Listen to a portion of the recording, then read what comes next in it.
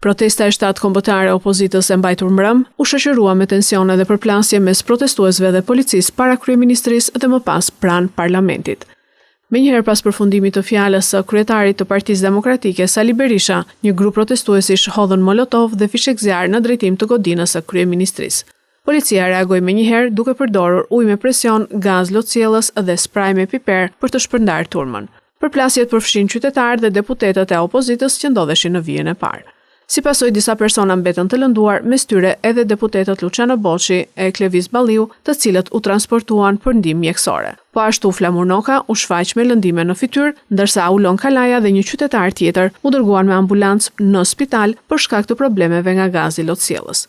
Pasi u shpërndan nga zona e kryeministrisë, protestuesit marshuan drejt parlamentit.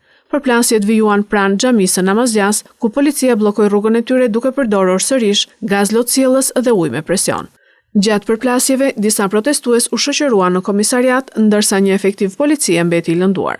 Nga ana tjetër, ministri i Brendshëm Besfort Lamallari përgëzoi policinë për reagimin, duke e cilësuar atë profesional dhe të përmbajtur. Sipas tij, ndërhyrja parandaloi rrezikun e përdorimit të molotovëve. Ndërkohë, kryetari i Partisë Demokratike Berisha dënoi ndërhyrjen e policisë dhe paralajmëroi vijimin e aksionit opozitar, pa bërë të ditur një datë të re proteste.